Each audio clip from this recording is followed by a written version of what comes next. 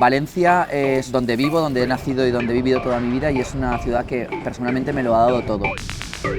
Estoy siempre encima del patín y si no, encima de la bicicleta. Es una ciudad súper plana, súper ideal para poder desarrollar estos dos deportes.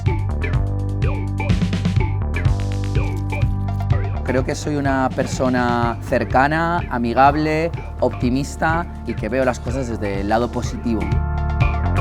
Soy José Miguel Piquer, soy de Valencia y tengo 45 años. Me dedico a la comunicación y además soy tape artista. El tape art es el arte de las cintas de colores adhesivas con las que construimos murales efímeros en la calle, en interiores, etc. Son unas cintas que no son dañinas, lo podemos utilizar en cualquier superficie que luego cuando lo quitas se queda perfecto, no pasa nada.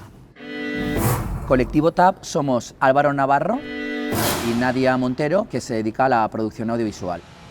Los proyectos principalmente vienen dados pues un poco de un objetivo. Vamos a participar en un certamen artístico o estamos haciendo algo para alguna marca determinada y con ese leitmotiv creamos el diseño, que normalmente lo hace todo Álvaro, que es el arquitecto, el que hace las mediciones, el que innova y el que hace un poquito de lo que son los diseños, y luego lo desarrollamos o nosotros tres o un equipo infinito de personas que se quieran venir a hacer la intervención.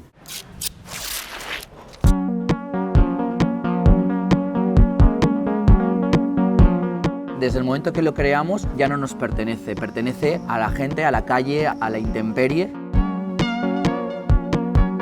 Por eso yo con las redes sociales me dedico a captar ese momento y a hacer las fotos, porque puede que en el momento en que lo acabe desaparezca esa obra.